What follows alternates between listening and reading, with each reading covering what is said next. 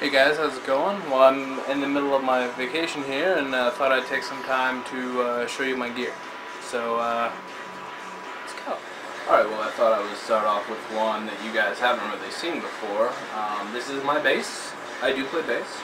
It is a OLP MM5 Stingray copy. I got this for about like $120 on sale at Guitar Center a bunch of years ago.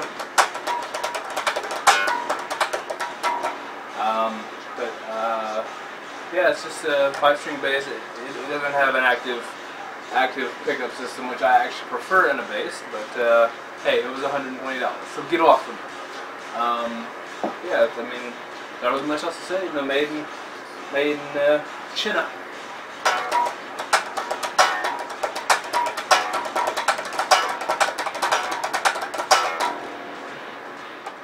Alright, this one you guys should know very well. This is Dora the Explorer.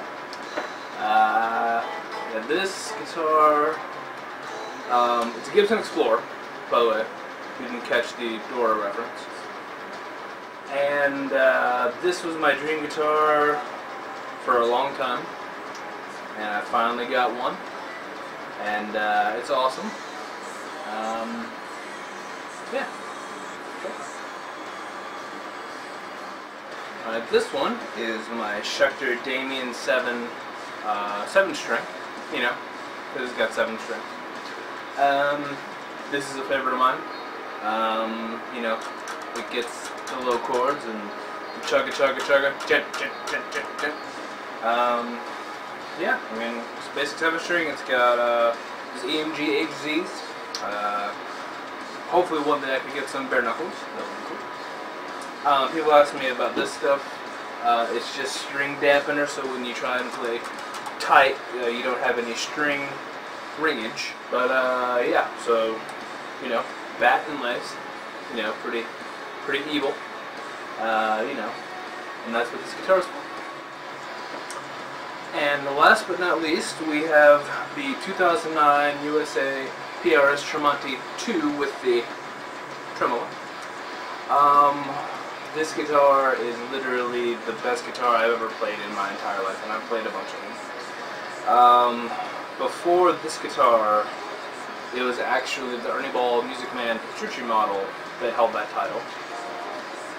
But then I played this. Well, actually, I played the Tremonti 1 with where it had his name at the 12th row, which I would still like to have. But it's a funny story. Those things actually go for more money than these do. Used, of course. Yeah. I've said it before to people. I will work the corner before this gets even thought about being sold. I'm gonna have it forever, and I want like 10 more. Well, I think 5. You know, with different gauges of strings for different tunings, and of course, a custom 7-string. If I could call PRS and be like, hey, Paul, how's it going? Good? Cool. If you could just go ahead and, you know, take one of them Tremontis and just slap that string on top of it, I'd be much better. But, yeah, this is the greatest guitar ever made, and this company can do no wrong in my eyes. Alright, well I guess it's time to start showing you the brains of the operation, and this would be the right brain here. My signal chain goes from this. This is a version 4, I believe, of the full-tone OCD. Apparently I'd be using a little drive. But most of the time I have the drive to 0 and the noon and the volume, can't talk today, on noon, and the tone about noon, or to taste. I like it at noon. And with the low pass filter engaged to the high pass filter. So then it goes out from this, and then it goes into just the amp. I'm actually plugged straight into the amp after that. And this is a 2003 Mesa Boogie dual rectifier. Mesa engineering. I love these amps. These are my favorite amps that I've played so far in person. yeah, and you just can't really. I mean, for the price, you know, especially for used ones, you really can't beat it. And then in the loop, I have a TC Electronics G Major, the littler brother to the G-Force system. It's pretty good for the money. I like it. I don't really use it that much anymore these days. I don't really play shows these days, and I just use all my effects in post editing. And yeah, but if you're checking it out, I'd recommend it. Up here at the top is the greatest tuner ever made.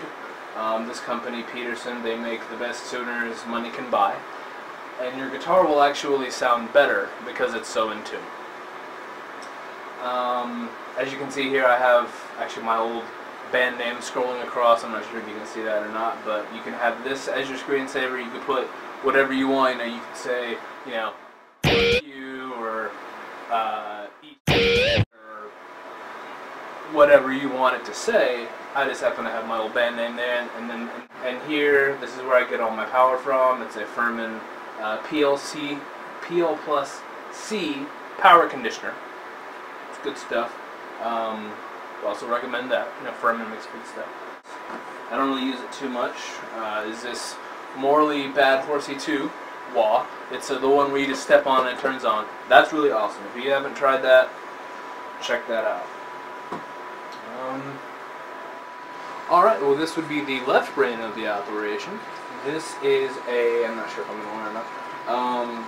This would be a 2010 MacBook Pro 15-inch. I'm currently running the latest version of the OS, which is Lion, I believe. But yeah, this is the computer that I use, and I use, I don't have it pulled up right now, but I use Logic Express for my software, and some plugins I have EasyMix 2, Stephen Slate Drums 4.0 EX, that's just the cheap package, which I highly recommend. If you want some good sounding drums and cymbal samples, those are the ones to get. Yeah, so that's my computer. Oh, I have Podform as well. This is my interface. It's just a cheap M-Audio Fast Track Pro. You know, nothing really too special. Hopefully I can upgrade sometime. I would like to have an Apogee interface, but it doesn't do MIDI, and it's also just way too expensive. My monitors are KRK Rocket 5s. They are great for the money. You can't really... The only thing that I would say is I kind of wish I would have got bigger monitors for a better bass response.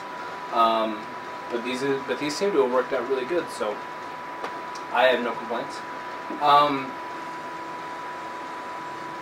So yeah, that's my that's the left brain of the operation. Okay, now for a question that I get all the time: how do I record my covers or anything in general?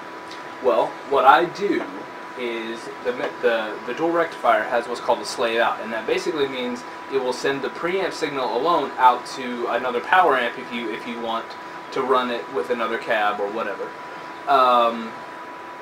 But also, what you can do is you can run. What I do is I run that directly in. This would be the cable to plug it in, and I plug it in there. And I actually run what's called impulse responses. Now some people will know what those are, but basically what it is it's a little sound wave file that recreates the EQ curve, I believe, as what happens between a speaker and a microphone. So it sounds like you're running a cabinet over top of that just preamp signal. The preamp signal actually sounds horrible by itself. So that's what I do to record covers, but before I used to use a Shure SM57, which if you're recording guitar, you can't get a mic any better than that. Everything else just tries to copy it. So that's how I do that.